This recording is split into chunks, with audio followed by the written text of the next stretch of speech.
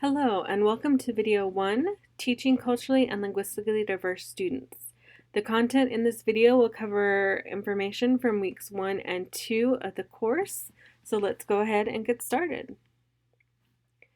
When we look at teaching culturally and linguistically diverse students, it's important to consider the background from which we approach this. So in order to guide us in this first few weeks of our course, we're going to be using a textbook called Being the Change. This is an example of the book cover here, you can see, and I have included the content for the first week's readings in your week 1 course module. This book is going to take a critical look at some of the key information presented in this course. One of the things I want you to think about as you look at this book and read through it is that it comes from a very specific perspective, and the author has some very profound statements that I think will get you to critically reflect and think about your own background and your own experiences. The key to this book is something that the author calls social comprehension. And she says social comprehension, like academic comprehension, is how we make meaning from and mediate our relationship with the world.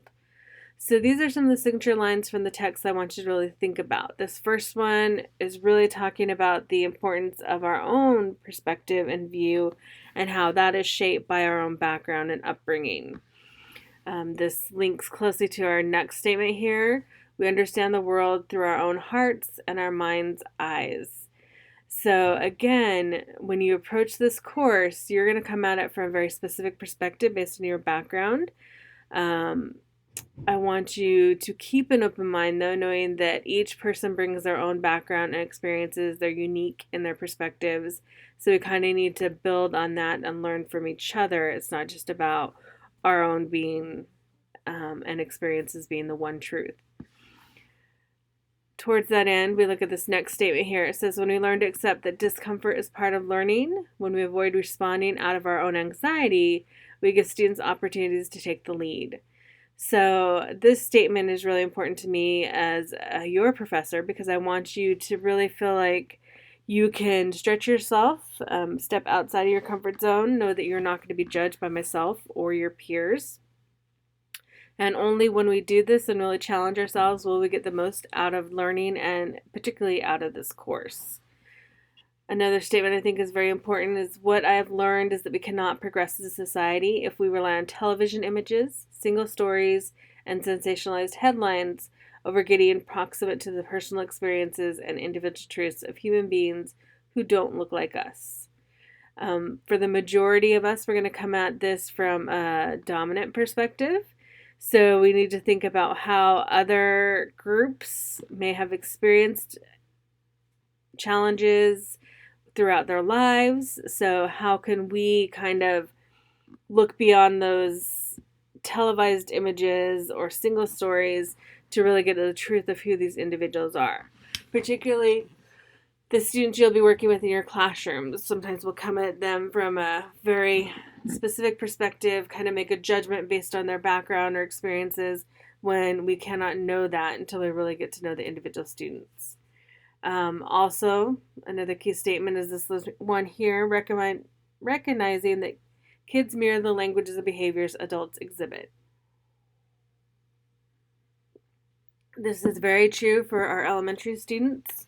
So it's up to the adults in their lives to model compassion for them. We want to show our children that we can be accepting and understanding of diverse cultures and backgrounds. Depending on their home environment, they may get different messages in the home. That does not mean we're coming in to save them or to make them better according to what we consider better. It's really just to try and understand them and understand where those behaviors and languages might be coming from. And then finally, that leads us kind of to our last statement here. While diversity is the word of the day, when we decenter the dominant normative narratives in society, we make way for not only diversity, but also inclusion. So take a minute to think about that. What does it mean to decenter the dominant normative narratives in society? Really, what this course is going to challenge you to do is think about what those dominant narratives are and how we can kind of change our perspective on those narratives. So that we are not only embracing diversity, but really being inclusive with diversity. To get at the importance of this, I have a quick video here I want to share with you, kind of have you watch and listen and understand why this is so important. As you watch the video, I would encourage you to go ahead and grab just a piece of paper, post-it note, something that's close at hand, and write down some of the signature lines or key statements the presenter makes in this video that kind of stand out to you and get you thinking about what this course might be about and what messages we can take from our presenter here. So let's go ahead and watch our video. Okay, well, let me pull up our video. For some reason it's not, oh, let's see, maybe if I can get it here. Yes, there we go. Okay. I come from a conventional middle-class Nigerian family. My father was a professor. My mother was an administrator. And so we had, as was the norm, live-in domestic help who would often come from nearby rural villages. So the year I turned 8, we got a new houseboy. His name was Fide. The only thing my mother told us about him was that his family was very poor. My mother sent yams and rice and old clothes to his family. And when I didn't finish my dinner, my mother would say, "Finish your food. Don't you know people like Fide's family have nothing?" So I felt enormous pity for Fide's family. Then one Saturday, we went to his village to visit. And his mother showed us a beautifully patterned basket made of dyed raffia that his brother had made. I was startled. It had not occurred to me that anybody in his family could actually make something. All I had heard about them was how poor they were, so that it had become impossible for me to see them as anything else but poor. Their poverty was my single story of them. If I had not grown up in Nigeria, and if all I knew about Africa were from popular images, I too would think that Africa was a place of beautiful landscapes, beautiful animals, and incomprehensible people fighting senseless wars, dying of poverty and AIDS, unable to speak for themselves, and waiting to be saved by a kind white foreigner. I would see Africans in the same way that I, as a child, had seen Fide's family. So that is how to create a single story. Show a people as one thing, as only one thing, over and over again, and that is what they become. The single story creates stereotypes, and the problem with stereotypes is not that they are untrue, but that they are incomplete. They make one story become the only story. It is impossible to talk about the single story without talking about power. How they are told, who tells them, when they are told, how many stories are told, are really dependent on power. Power is the ability not just to tell the story of another person, but to make it the definitive story of that person. I grew up under repressive military governments that devalued education so that sometimes my parents were not paid their salaries. And so as a child, I saw jam disappear from the breakfast table. Then margarine disappeared. Then bread became too expensive. Then milk became rationed. And most of all, a kind of normalized political fear invaded our lives. All of these stories make me who I am. But to insist on only these negative stories is to flatten my experience and to overlook the many other stories that formed me. The consequence of the single story is this: it robs people of dignity. It makes our recognition of our equal humanity difficult. It emphasizes how we are different rather than how we are similar. Stories matter. Many stories matter. Stories have been used to dispossess and to malign, but stories can also be used to empower and to humanize. Stories can break the dignity of a people, but stories can also repair that broken dignity.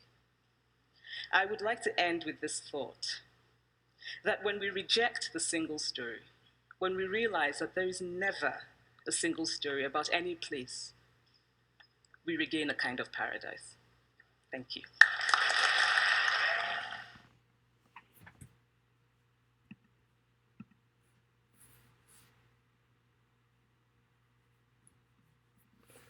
Okay, I hope you got some good information from that. I think it's very powerful for us to think about this idea of the single story and what it can mean if we only think about things from that one perspective of the single story. So please take a minute to think about what you might do in the future to be more thoughtful and more critical about those you encounter and look beyond that single story that you might normally think of.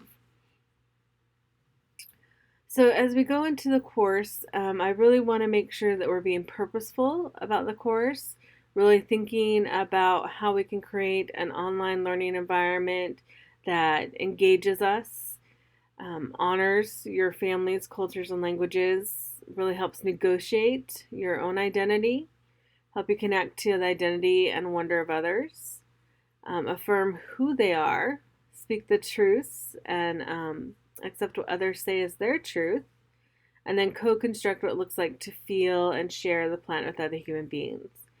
These key tenets are something that the author in your textbook really tells you to think about when it comes to being purposeful in your opening experiences and the activities you engage your students in, so that it comes from a place of understanding and inclusion. So as we move into this course, in order to help you kind of understand the structure and framework, as I shared in our syllabus and course overview video, we're going to have three main tenets they're working with in this course. We'll start out with what's called the personal lens of our conceptual I. So for the first few weeks, we're going to actually look at these different levels of your own personal identity, engaging in a critical look at your surface culture, shallow culture, and deep culture. Then as the course moves on, we'll go into the CRT educator lens. CRT stands for culturally responsive teaching, and how you as an educator can really engage in culturally relevant instruction, culturally responsive instruction, and culturally inclusive teaching and learning. Then finally, we'll move over to our systemic institutional lens. This is where we're going to explore the socio-political context, things that have impacted each of the different groups we're looking at. This is where our discussion boards come into play. And we're really going to look at how we can push back on that idea of the socio-political context and engage our future students in a resilience and academic mindset where they push back against the dominant narratives of society to be more inclusive and holistic. So in order to get at that first level of the personal lens, we're going to create what are called, we're going to create origin Flipgrids. So in an origin Flipgrid, what you're doing is sharing a little bit about your background and different levels of your culture. As shared on our previous screen, we're going to be specifically looking at your surface culture, shallow culture, and deep culture in our origin Flipgrids. So to help you as you complete this assignment, if you go into your course module, you'll see that under the assignments tab, you have a description of the origin Flipgrids and why we're doing them. And then you have a document here that actually takes you through the specifics of the assignment. You're going to make a Flipgrid, and there is a link embedded in this document that will take you directly to the Flipgrid site to record your video. Just as you prepare, you only have 3 minutes to record your origin Flipgrid, so please make sure to kind of consider what questions you're going to answer, practice it a little bit to make sure you get through all 3 levels, because we'll be watching these Flipgrids in our smaller groups to kind of get to know each other better. So if you go to the modules page, you will also see a link to the origin Flipgrid assignment here. This will take you into the document that was linked under the assignments tab and explain more in depth what the Flipgrid's about. Here's the link for the Flipgrid embedded in there, as I shared with you. And then there are guiding questions for the different levels, your surface culture, your shallow culture, and then your deep culture.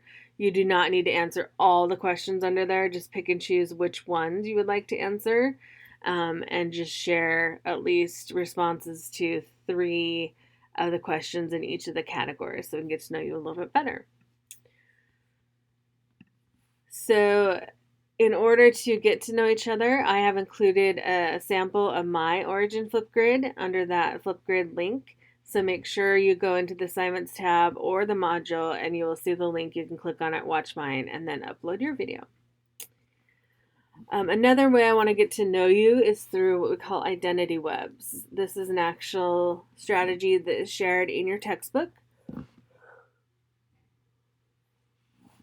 The author of your book says that identity webs are personalized graphic tools that help us consider the many factors that shape who we are. So I think identity webs are a great way to kind of get to know the backgrounds of your students. So I'm going to ask you to complete an identity web. I've given you an example of my identity web here. Kind of want to walk you through it. Your identity web can look different or similar to mine. Really, whatever you choose to put around it is up to you. But at the center of your web, you're going to put your name. And then as you go around the web, like we'll see here, one of the things that are most important to me, the fact that I'm a wife. I've been married for 25 years now, 26 in April. I'm a mother. I have 1 child, and I have pets, TJ, Cookie, and I forgot to add our other little puppy we just got a couple months ago, Hershey. So we are a family of 5 right now. I'm a mother. As I shared, my hobbies include movies, attending movies. My husband and I, my daughter really love to go to movies, puzzles, and hanging out with friends. I come from a Hispanic family. There's my mother, my father. I have 1 older sister and then 4 older brothers and me. So I'm the baby of the family. According to my brothers and sisters, I was very spoiled, but I would disagree with that. But in a Hispanic family, the reason I say Hispanic, my mother was Mexican, my father was Spanish. We identified as Hispanic. We came up being raised with a lot of the cultural stereotypes and norms. For example, my father had me inside doing dishes, ironing, all the feminine type tasks, where my brothers got to be outside doing all the manly tasks, mowing and raking the lawn and that kind of stuff. So very stereotypical in that sense. I was born and raised in Utah, and these are the mountains of Utah that I miss dearly. I come from a rural community in Utah. Roosevelt's. We lived in Roosevelt, Utah. It was on a farm. I would have to take a bus to school. Our town was so small, we only had 1 stoplight. I'm also come from an urban setting in Utah. In high school, I moved back to Salt Lake City, which is the capital of Utah, where I attended high school and was a JV cheerleader and a gymnast. And then we finally moved to Kansas in 1998. We were only going to be here for a couple of years. We were going to be back in Utah for the 2000 Olympics. But I ended up working on my doctorate here. I got that in 2004, and we ended up staying because we just love Kansas and Manhattan in particular. A couple other things about me, my education. I attended the University of Utah, where I got my bachelor's degree in elementary education with a minor in Spanish. Then I got my master's degree at the University of Utah with an emphasis in culture and ESL. And then I got my doctorate here at Kansas State University in curriculum instruction with emphasis in literacy and ESL. I have been fortunate enough to write several textbooks and other articles, so that's why I have an author here. Some of the traits I would say that are very specific to myself, I consider myself very loyal. I've been married, as I said, 25 years. In April, it'll be 26. I'm very dedicated. I've worked here at Kansas State University for 20 years. I feel like I'm very sincere with my students, my colleagues, my family, and my friends. When it comes to culture, as I said, my parents, my mom was Mexican, my father was Spanish. That's why we identify as Hispanic. One of the things about our culture, you can't really see it here because it's buried by the screen right now, but tamales were a big deal in our culture. So every holiday, like Christmas and Easter, we always had tamales along with the traditional turkey or ham. When it comes to my immediate family, my husband is Mexican. It's kind of funny because when I was younger, growing up in a traditional type family, I told my parents I was going to marry a blonde, blue eyed California surfer boy, and I ended up marrying my husband directly from Mexico. So it kind of carries on a lot of those traditional traits. But thankfully, he's a little bit more sensitive and not quite as restrictive when it comes to gender roles. My daughter is adopted from Guatemala. She's the heart and soul of our family. I love her so much. So that's a little about my culture. And then the last thing I kind of wanted to share is that I feel like I'm a survivor. I've had multiple surgeries, multiple issues with my health. The biggest probably being 5 years ago, I was diagnosed with breast cancer, had to go through chemo. I had a mastectomy, had to go through more chemo and radiation, but thankfully I am now cancer free. I've had a couple of back surgeries. I have metal rods actually holding my back together, fused a couple of my vertebrae. For that reason, I'm considered handicapped, and I can actually park in the handicap parking because if I walk more than like 5 to 10 minutes, my left leg will go entirely numb. And then I've also had kidney stones. I've had 5 different surgeries for kidney stones. So, yeah, a lot of health challenges here, but thankfully I am still here with my family and my job here at the university, which I love. So that's a little about my identity web. What I'd like you to do is consider how your identity web might be similar or different from mine.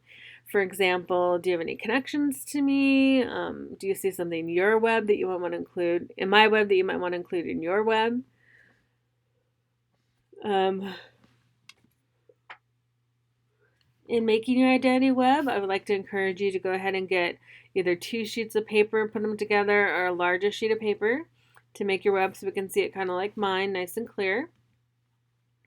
And then some guidelines for your identity web is that you're going to go ahead and put your name at the center and then just start webbing around it. What are some important things about who you are, your family, your friends, your environment, anything you'd like to share? The only thing I ask is that you fill up the whole paper and then take a nice clear picture to upload. If we go back to our course assignment, you'll see here that that identity web assignment has been opened under our personal.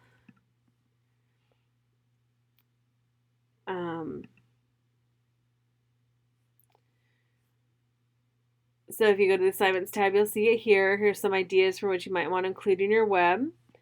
It is open as of today. You have until January 27th to submit that. I did add a couple days on there if it's late, but please try and get it on the due date, which is the 27th, and it should be appearing in your schedule to do right now. So, yeah, there's the identity web, there's the video chat, and our Origins Flipgrid. These are all the upcoming assignments for this week and next week. If we go back to our video here, one of the things I'd like you to think about after completing your identity web are what are some of the benefits. For example, how might you use these with your future elementary students to get to know them better? What adaptations might you have to make to implement this in your future classroom? For example, if you're a kindergarten or first grade teacher, the identity web would probably look a little bit different than if you're a sixth grade teacher. And then applications, do you think they could be used with all elementary students K through 6? Think about those adaptations and how you could use it effectively with all different grade levels. For example, in kindergarten,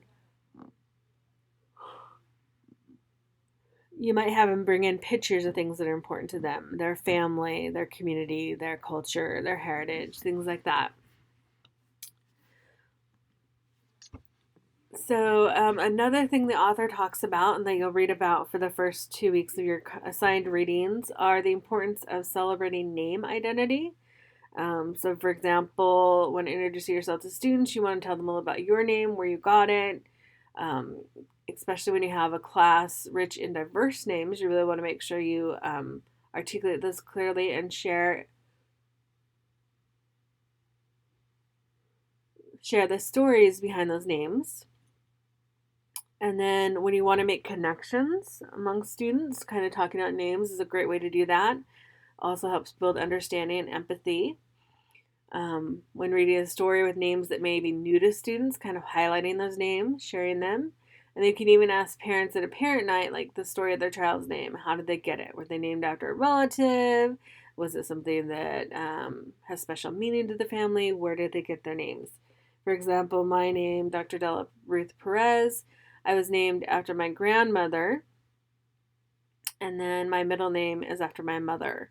So when we named my daughter, I kind of wanted to carry on that tradition. So her name, Ruth Dea Perez, is Ruth. She's named after my mother, and then Dea, she's named after her grandmother on my husband. Well, her grandmother, it's my husband's mother. So she has both names of her grandmothers, Ruth Dea. So, again, where did you get your name, and knowing about where your students got their names is another great way to build those connections. The danger of kind of not making those connections can be illustrated in this story here. This is from a book of poems called My Name is Jorge, on both sides of the river. It's poems in English and Spanish. I really like it because on one side of the text, like on this side of the book, you have it in Spanish, and on this side, you have it in English. So you can read it with students in either language. So, in order to understand the power of names, let me go ahead and read this poem to you and kind of give you a sense of what the importance of names are. So the poem is named T-shirt, and it starts out with Jorge saying, "Teacher, George, please call me Miss Roberts." "Yes, teacher." "George, please don't call me teacher." "Yes, I mean Miss Roberts." "You see, George, it's a sign of respect to call me by my last name." "Yes, Miss Roberts. Besides, when you say it, it sounds like T-shirt. I don't want to turn into a T-shirt." "Miss Roberts?" "Yes, George. Please call me Jorge." So if you take a minute to think about that poem, what is the main message you took away? There are a couple of things here that I think are really important for us to think about. First is the appropriate pronunciation of student names. So the teacher is calling Jorge George instead of Jorge. So making sure you actually say the name correctly. And then she was also kind of making fun of the fact that the student might have had an accent. So when they were saying teacher, she said it sounded like t-shirt. And then finally, another key message here is that the student, from their cultural perspective and background, calling them teacher is actually a sign of respect, more so than calling them by their full name. So, for example, in Mexico, you would call the teacher maestra, teacher, or profesora, professor. So there can be lots of miscommunications or challenges when it comes to working with diverse cultures if we're not aware of these issues or things, to make sure we're being respectful and considerate of these students and their backgrounds. So hopefully this kind of gives you a sense of the importance of the power of names and really focusing in on our name identities. Another way we can get to the identity of our students is to really engage them in thinking critically about their past and their experiences by doing things like identity poems. In the book, the author says identity poems are a window into the lives of your students, a stepping stone towards rapport and mutual respect in your future classroom. So, the power of identity poems, I think, is very, very significant. Some of you may have done identity poems in the past, but I'd like to share a sample of my identity poem with you, and then you'll have a template online in the week 2 course module. If we go to that, let me show you really quickly. In week 2, this is I Am From poem. This is actually your identity poem template. Go ahead and make sure you click on that, and you'll complete this for the week 2 assignment. So here's your I am from poem template. You'll fill it out, print it out, fill it out, and then submit a typed completed version. In your typed version, you don't have to include what's in parentheses, you just include the actual content you've added. So let me go ahead and share with you an example of the identity poem. So to start out, let me go here and share with you my poem. So my identity poem is as follows. I am from Comal, from Maseca and Rancheros. I am from the thump thump of fresh tortillas being made at 6 a.m. I am from lilacs, the weeping willows whose long limbs I remember as if they were my own.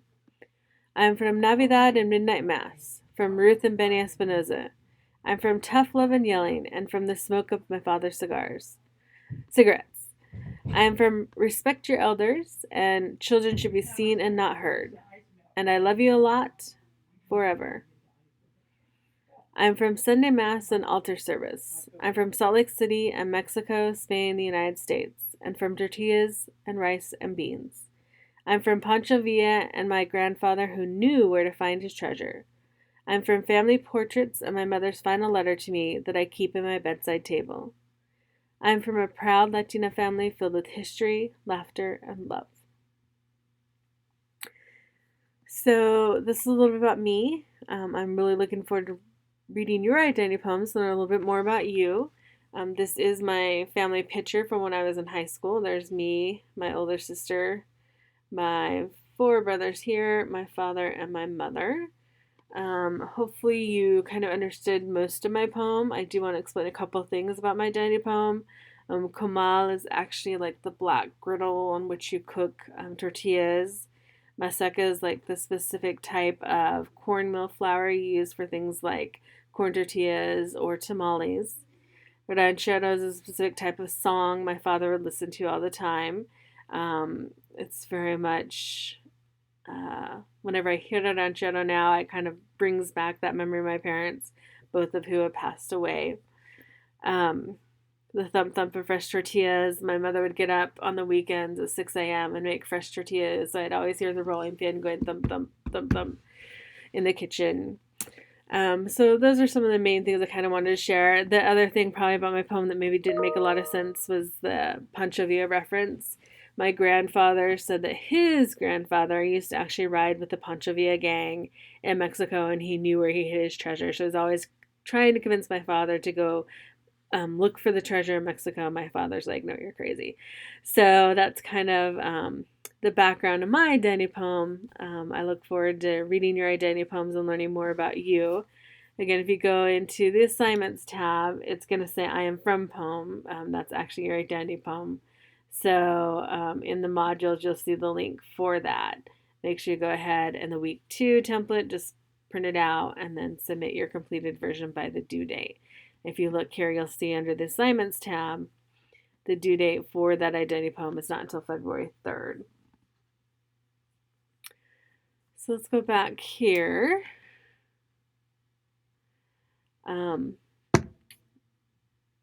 And then the last thing I kind of want to wrap up this video one with is a look at funds of knowledge. We've talked a lot about your background, the importance of understanding where you come from, looking at your origins through the Origins Flipgrid, looking at your identity through your identity webs, looking at your identity poems. The reason we've emphasized this so much is really because it comes back to this idea of funds of knowledge. And if we look at Luis Moll, he's going to explain a little bit more about that and why this is so important. I'm Luis Moll, and I'm a professor at the University of Arizona. For several years, we have worked with a concept that we call funds of knowledge. And funds of knowledge has to do with the knowledge base generated by families on the basis of their experiences, especially their work experiences, their social practices, and their social history. So part of the strategies that we use is to visit households and get to know the families, whether we become the learners as opposed to the teachers in that context, in order to document the knowledge base through, as laid out by the experiences of of the families that we're working with. There are several advantages, we think, to such an approach, and we're pleased that colleagues in not only in different parts of the U.S. but in other countries are using the concept and adapting it to their own realities. And one of the most interesting areas for development on the use of the concept, I think, is through Head Start activities or other early childhood activities and programs, where the teachers could develop the documentation of funds of knowledge, not only with the families but with the kids, and also the documentation of funds of knowledge of the teachers themselves. It is very important, I think, especially in an early childhood or in a Head Start context, to understand how teachers' experiences, life experiences, interact with the academic knowledge and pedagogical knowledge and concepts they're supposed to master as professional educators. There's always a filter in acquiring these more academic concepts, and that filter are the social and emotional experiences of our lives.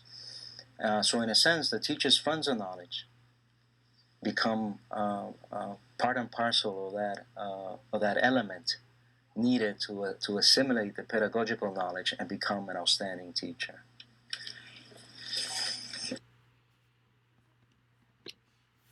Okay, so hopefully this idea of the funds of knowledge, it's really about getting to know the backgrounds and experiences of our students and families.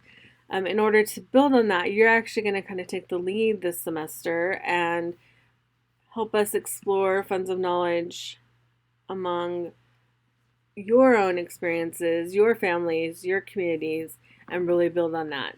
The way we're going to do that is we're going to have cultural strategies presentation groups. So basically, I want you to think about these 10 groups here. These are the groups we're going to be focusing on for the semester, or topics we're going to focus on for the semester. For example, we have race and ethnicity, English language learners, socioeconomic status, gender equity, bullying, ability, religion, LGBTQ, military-connected families, and social justice. So under the Pages tab on Canvas, there's a sign-up sheet titled Cultural Strategies Presentation Groups. What I want you to think about is, from these 10 topics, which one are you most interested in really exploring more and engaging in more critical reflection on? Because not only are you going to present this and present cultural strategies specific to your group, whatever topic you pick will link to your diverse text set. So for example, if you pick race and ethnicity, you're going to pick children's books for your diverse text sets that are based on race and ethnicity. If you pick social justice, same thing, you're going to pick children's books that reflect social justice and share those in the diverse text set lesson plan. Whatever topic you pick will also link to the discussion board that you're going to facilitate. So if you look back at our assignments tab, go to the Pages, you'll see here that your Cultural Strategies Presentation Group sign-up sheet is here. Click on that. You'll sign up for whichever one you're most interested in facilitating. Make sure that you understand whatever you sign up for is going to link to several other assignments throughout the course, specifically being your diverse text set and the discussion boards. So if you sign up, say, for CLD ELL, when you go to the discussion boards, you'll be leading the discussion board on the topic CLD ELL. So hopefully that makes sense. If you have questions about that, let me know. Make sure you sign up. If 4 people have already signed up under the tab, pick your next choice. We'll have 35 people in the class, so we'll have a couple groups of 3, but that should work out just fine. So that's all I have for this first video. Please let me know if you have any other questions for me. I look forward to working with you this semester. As I shared, this is going to be an exciting journey that we're on together. Something I think that we're both going to benefit, all going to benefit from, learning from each other. And if you have any questions, please do not hesitate to contact me. I look forward to a great semester. Talk to you later. Oh, and don't forget to do your chat.